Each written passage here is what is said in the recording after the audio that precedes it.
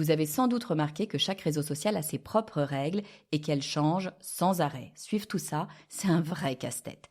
Personnellement, j'aimerais bien avoir un coach qui m'accompagne à chaque poste pour m'assurer que tout est parfait.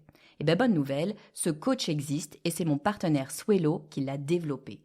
Swello analyse mes posts en temps réel et me propose des ajustements adaptés à chaque réseau. Trop long? Pas assez d'émojis? Quel est le meilleur moment pour publier? Swello s'occupe de tout pour m'assurer un maximum de visibilité. Pour profiter vous aussi de votre coach, rendez-vous sur lepodcastdumarketing.com/Swello, SWE2LO, et vous aurez en plus 20% de réduction parce que vous venez de ma part. Vous écoutez le podcast du marketing, épisode 265.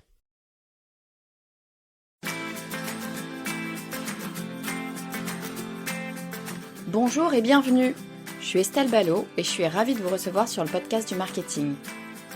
À chaque épisode, je vous propose d'analyser les techniques marketing qui marchent, pas à pas et très concrètement, pour développer votre activité.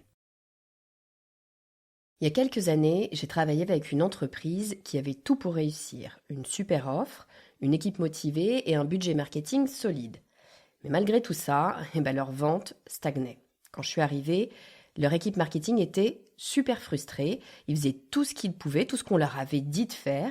Ils avaient des publicités sur les réseaux sociaux, ils avaient des campagnes d'emailing, des contenus qui étaient postés régulièrement. Mais les prospects s'arrêtaient en cours de route.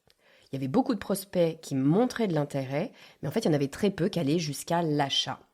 Alors, ce qu'on a fait, c'est qu'on a creusé les choses ensemble, on a analysé leur stratégie, et puis on a identifié les erreurs qui faisaient fuir leurs prospects. Et là, évidemment, tout a changé. Quelques ajustements plus tard, leurs conversions ont décollé. Alors, c'est pas parce qu'ils ont tout réinventé, en fait, c'est souvent des petites choses, mais ils avaient compris comment éviter ces fameuses erreurs fatales. Alors, si vous vous demandez pourquoi vos prospects hésitent ou même pourquoi est-ce qu'ils abandonnent avant de passer à l'achat chez vous, sur votre site internet, dans votre boutique, si c'est le cas, cet épisode est fait pour vous aujourd'hui. Je vais partager avec vous les 3 erreurs les plus fréquentes qui empêchent les prospects de devenir clients, mais surtout, je vais vous expliquer comment les éviter pour transformer vos efforts marketing en véritables résultats. Installez-vous confortablement, prenez de quoi noter et c'est parti pour décrypter ces 3 pièges et enfin les surmonter.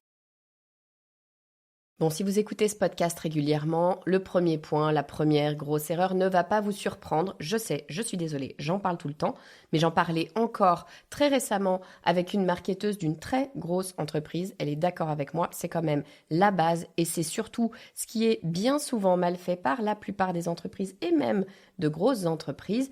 La première des grosses erreurs, c'est de ne pas comprendre réellement son client cible, son fameux persona. Si vous ne comprenez pas qui est cette personne et surtout quelles sont ses motivations, quelles sont ses erreurs, qu'est-ce qu'elle sait, qu'est-ce qu'elle comprend, vous n'allez pas pouvoir répondre correctement à sa demande et vous n'allez pas non plus pouvoir communiquer correctement envers elle. Donc ça, c'est vraiment l'erreur numéro 1. La difficulté avec cette histoire de persona, c'est que la plupart des chefs d'entreprise, la plupart des services marketing vous diront qu'ils connaissent parfaitement leur persona. Manque de peau, ils sont souvent bien à côté. Pourquoi est-ce qu'on a l'impression de connaître son persona? Parce que le persona, ça fait partie des premières leçons, entre guillemets, que vous allez suivre en école de commerce lorsque vous allez travailler un cours de marketing.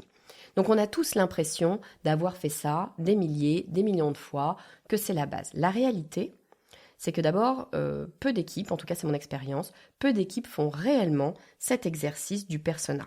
C'est-à-dire qu'elles imaginent vite fait, tiens, mon persona, c'est Aurélie, elle a 45 ans, 2 enfants, elle habite à Paris.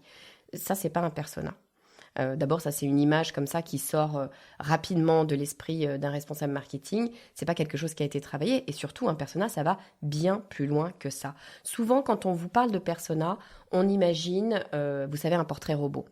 Un portrait robot avec un petit photomaton sur le côté et puis nom, prénom, âge, situation familiale, métier, etc.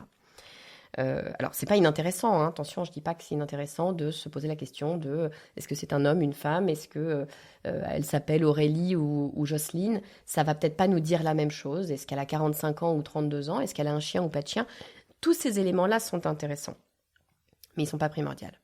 La réalité, c'est que si vous ne faites qu'un portrait robot, vous aurez une part de l'histoire, mais une part infime de l'histoire. C'est en fait trop générique de ne rester qu'à la description démographique d'une personne.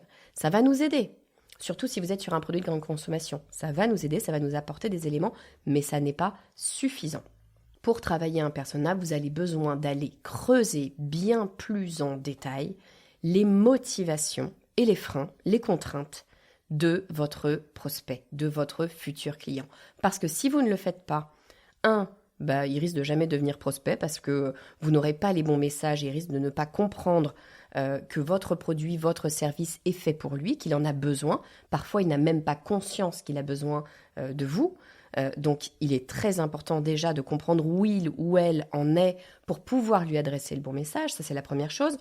Mais ça, à la rigueur, c'est le message pour que cette personne devienne prospect. Là, aujourd'hui, on s'attarde sur le moment où on est déjà prospect, on a déjà identifié la personne, la bonne personne, on essaye de la transformer en client. Si vous restez trop générique, vous ne saurez pas ce qu'il faut faire, ce qu'il faut dire, ce qu'il faut faire comprendre à votre prospect pour qu'il passe cette fameuse étape de la prise de décision. Gardez en tête que prendre une décision d'achat, c'est complexe. Gardez en tête que prendre une décision d'achat, c'est un risque. Il faut être prêt à prendre ce risque pour prendre une décision d'achat. Et pour être prêt à prendre un risque, il faut avoir un certain nombre d'informations. Ça peut être des informations très théoriques, vous avez besoin de tels éléments pour arriver à tel résultat, et puis ça peut être des éléments beaucoup plus émotionnels.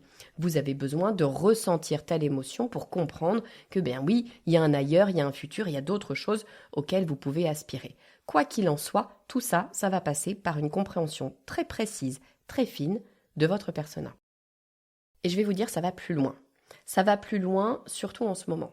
On ne va pas se raconter de bêtises, 2024 a été une année particulièrement difficile pour beaucoup d'entreprises. Si elle a été difficile pour vous, dites-vous que c'est à peu près normal. Moi, à peu près toutes les entreprises indépendantes ou entreprises structurées avec qui je parle, pour tout le monde, 2024 a été très difficile. Il y a de bonnes chances que 2025 soit pas beaucoup plus simple. Je ne veux pas vous alerter, mais enfin, en tout cas, il n'y a pas de raison que ça redevienne, entre guillemets, facile, ou en tout cas plus facile, d'un coup. Donc, on est dans une situation de crise, ou en tout cas d'interrogation, d'incertitude. Les clients, qu'ils soient B2B ou B2C, les clients sont plus réticents à prendre des décisions d'achat, les budgets sont plus contraints, plus restreints, donc nécessairement, ça devient plus complexe. Si vous restez dans la situation qu'on avait jusqu'à maintenant et qui souvent suffisait, la situation où vous connaissez votre persona, vous avez fait le travail, plus que juste Aurélie, 45 ans, habite à Paris, 2 enfants. Vous connaissez votre persona, vous savez ce que votre persona a besoin de comprendre, de savoir, c'est déjà très bien. Ça risque maintenant de ne pas suffire.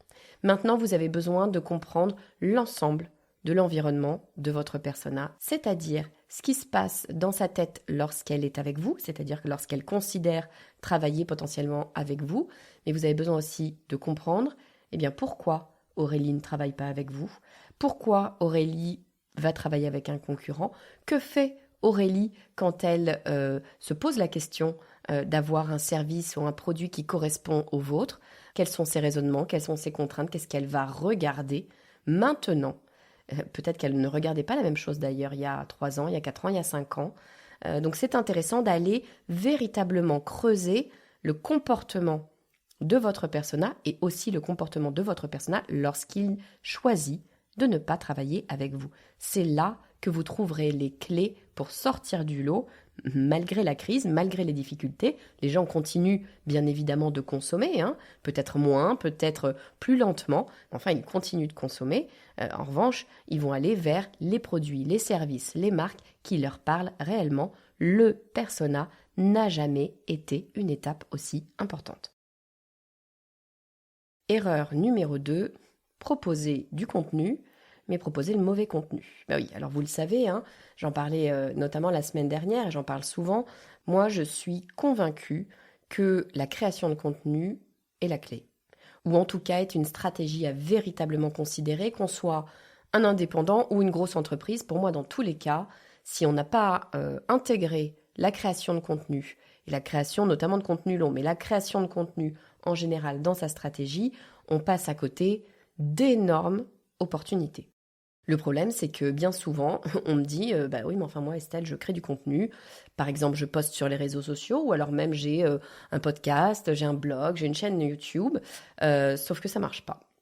Ça marche pas, ça convertit pas, je comprends pas, j'ai pas forcément autant d'écoutes que je veux, ou alors j'ai des écoutes, mais ça reste juste des écoutes. Il ne se passe rien. C'est beaucoup de temps, c'est beaucoup d'énergie, et c'est vrai. Donc autant que ça serve à quelque chose.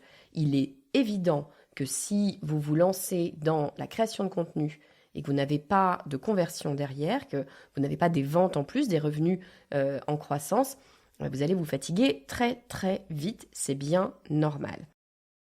Bon, mais alors pourquoi est-ce que le contenu qu'on crée ne se transformerait pas en vente? Parce que c'est quand même bien ça l'idée, hein, on ne crée pas du contenu pour le plaisir de créer du contenu. Évidemment que c'est pour attirer d'une part des prospects à nous et puis d'autre part pour les convertir en clients. C'est le but. Alors, raison numéro 1 pour laquelle votre création de contenu ne fonctionne pas, c'est parce que vous parlez de choses qui vous intéressent vous, mais qui n'intéressent pas vos clients. Ça, c'est l'erreur que je vois le plus souvent dans les stratégies de création de contenu. On cherche des thèmes, on cherche des sujets, c'est un petit peu ça aussi qui est difficile, qui est délicat dans la création de contenu. Il faut se renouveler en permanence, avoir des choses à dire. Avec ce podcast ici, on en est à l'épisode 265, autant vous dire que toutes les semaines, je me creuse un peu la tête en me disant mais qu'est-ce que je vais bien pouvoir raconter? Ce qu'il faut absolument avoir en tête, et il faut se le redire, ce qu'il faut absolument avoir en tête, c'est que ce qui nous intéresse, nous, le créateur de contenu, la créatrice de contenu, on s'en fiche. Les sujets qu'il faut traiter, ce sont les sujets qui intéressent ou qui vont faire réagir notre audience. Ce ne sont pas les sujets qui nous intéressent, nous, parce que nous ne sommes pas l'audience cible. D'une part, nous ne serions peut-être pas nos propres clients, mais quand bien même on serait nos propres clients, parce que souvent on me dit « Non, mais justement, moi Estelle, il se trouve que mon persona me ressemble. » J'entends très souvent ça, et c'est assez normal d'ailleurs. Mais ça n'est pas parce que votre persona vous ressemble que traiter des sujets qui vous intéressent, vous, va suffire à transformer vos prospects en clients. Parce que vous savez plus de choses que votre audience. Donc ça ne marchera pas. Il faut impérativement vous remettre dans les chaussures de vos prospects pour comprendre les sujets qui vont les intéresser. Ne soyez pas trop générique, ne soyez pas trop précis non plus. Posez-vous la question de quels sont les éléments qu'il ou elle a besoin de comprendre, de savoir, qu'est-ce qui va faire réagir cette personne, qu'est-ce qui va l'amener à avancer sur le chemin du parcours consommateur et non pas de quoi ai-je envie de parler. Et ça, c'est vrai sur le contenu long et c'est vrai aussi sur le contenu court. Sur les réseaux sociaux, on a tendance, parce qu'on parle de réseaux sociaux, on a tendance à dire « Ah il faut que je parle de choses qui m'intéressent. On m'a dit de faire du personal branding, il faut que je me montre et il faut que je montre les sujets que je maîtrise, les sujets qui m'intéressent. » Oui, certes, ça peut être intéressant pour construire une personnalité, pourquoi pas, mais ça ne va pas suffire parce qu'encore une fois, le personal branding, ça n'est jamais qu'un personnage. L'idée n'est pas de montrer la personne exactement telle que vous êtes, vous pouvez le faire, c'est pas la question. Mais l'idée, c'est quand même bien clairement de faire réagir votre audience et d'amener votre audience à avancer. Donc, il faut lui proposer le bon contenu, le contenu qui correspond à vos prospects. Bon, mais alors à quoi ça correspond, le bon contenu? Il y a plein de façons de faire les choses. Il y a quand même une règle ou en tout cas un schéma qui est utilisé depuis la nuit des temps sur le marketing. C'est un schéma en 3 étapes, notoriété, considération et prise de décision. Si vous réfléchissez bien, vous le connaissez certainement sous un autre nom qu'on voit beaucoup en ce moment, TOFU, MOFU, BOFU, c'est-à-dire top of the funnel, middle of the funnel, bottom of the funnel, c'est-à-dire top of the funnel, le haut du tunnel de vente, middle of the funnel, le milieu du tunnel de vente, et bottom of the funnel, la fin, le bas du tunnel de vente. En fait, vous faites avancer votre client, votre prospect dans ce cheminement de décision d'achat. D'abord, il a besoin de savoir qu'il a un problème et que vous existez, c'est la notoriété, le haut du funnel. Ensuite, il a besoin de se poser la question, bon alors attendez, vers qui je vais me tourner pour résoudre ce problème? En général, il va regarder un petit peu l'ensemble du marché ou une partie du marché, vos concurrents, c'est la considération. Et enfin, le bottom of the funnel, le bas du funnel, c'est la décision, la prise de décision, ce qui va l'amener à se poser cette question. Tofu, mofu, bofu, notoriété, considération, décision, c'est la même chose. Pour faire simple, votre création de contenu doit suivre ce schéma en 3 étapes: notoriété, considération, décision. Vous n'êtes pas obligé de mettre un tiers de notoriété, un tiers de considération, un tiers de décision.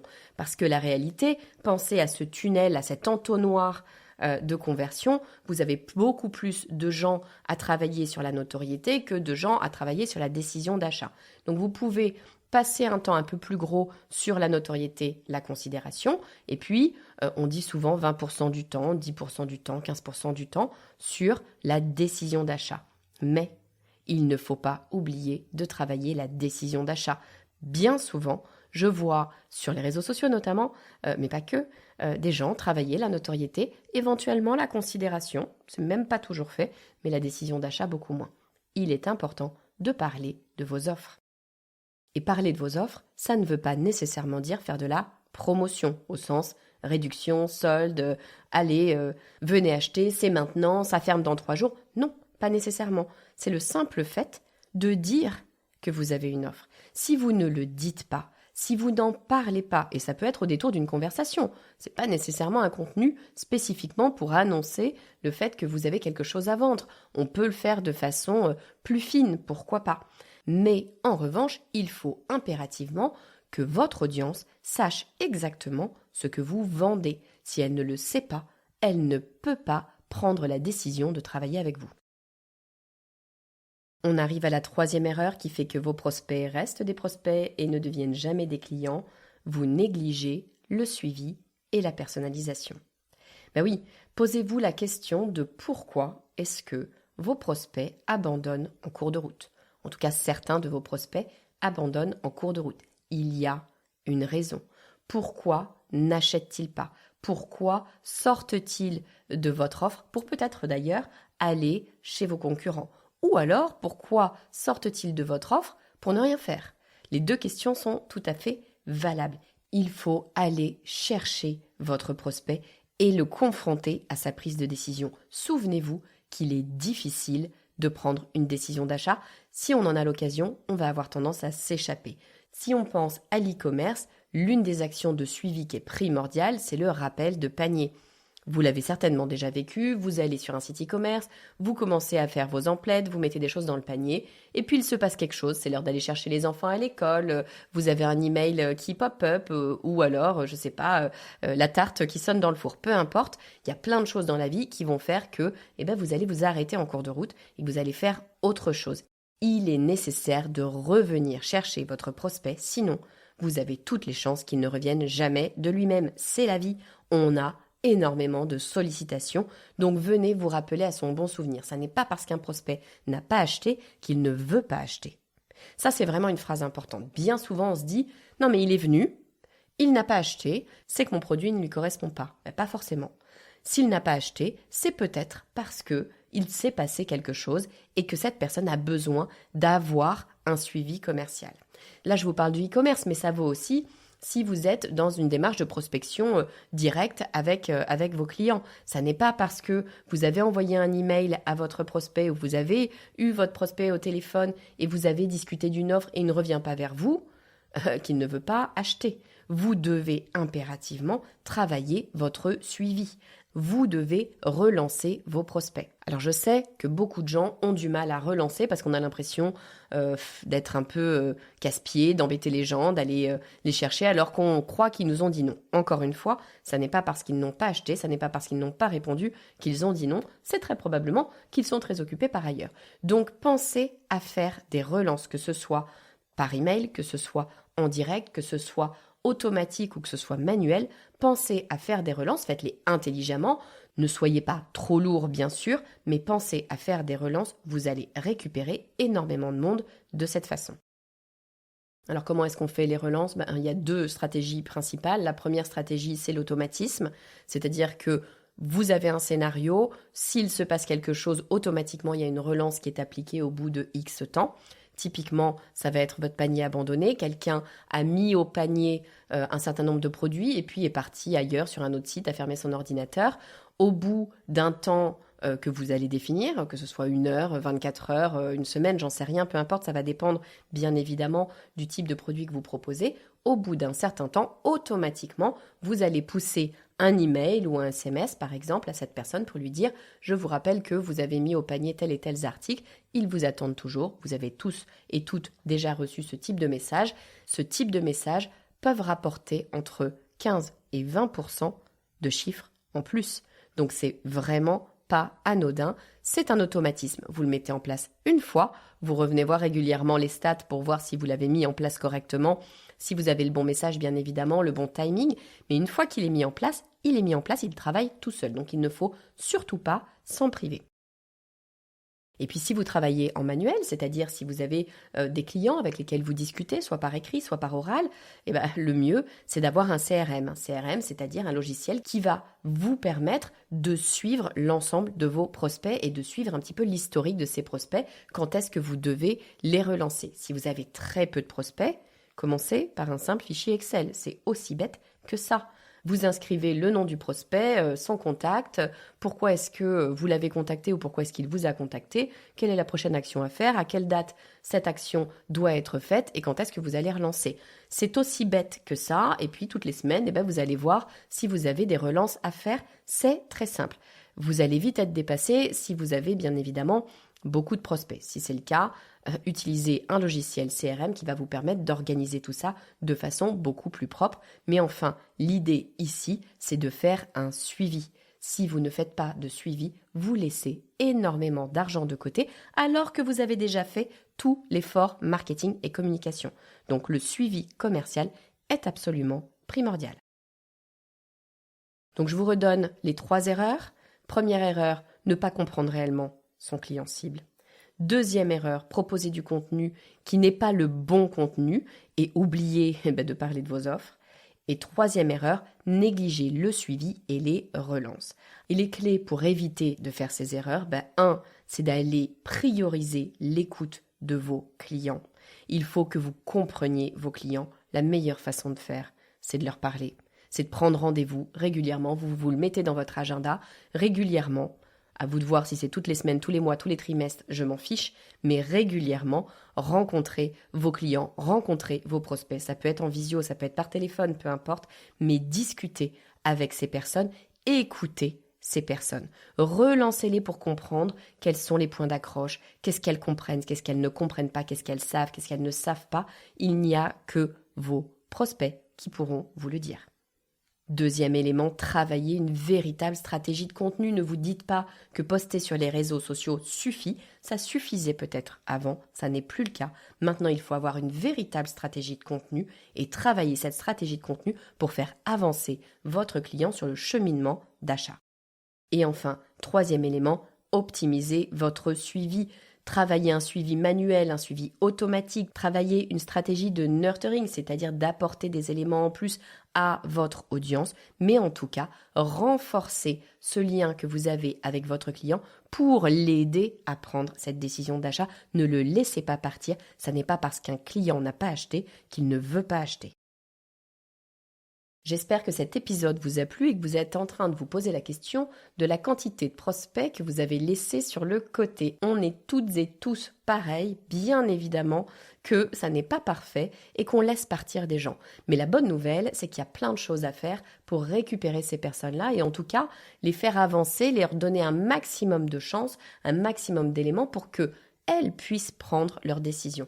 Encore une fois, on n'est pas en train de dire qu'on va faire un marketing poussif, désagréable, agressif, où on va forcer les gens à acheter, presque leur mettre un chronomètre sous le nez en leur disant « si tu n'achètes pas sous 5 secondes, ce produit s'auto-détruira ». Évidemment non. Si vous suivez ce podcast, vous savez que ce n'est pas du tout ma façon de fonctionner. En revanche, vos prospects ont besoin de vous pour prendre la bonne décision. Donnez-leur toutes les informations, tous les éléments pour leur permettre de prendre une décision sereine et apaisée. Si vous avez aimé cet épisode et si vous aimez le podcast du marketing, je vous invite à rejoindre la newsletter du podcast du marketing. C'est très facile, vous allez sur lepodcastdumarketing.com/newsletter. Toutes les semaines, je vous envoie un email avec le nouvel épisode de la semaine, mes bons plans, et puis je vous parle aussi des coulisses de ma vie d'entrepreneur et en général, ça s'applique à vous aussi. Donc pour vous inscrire, lepodcastdumarketing.com/newsletter. Je vous dis à très vite.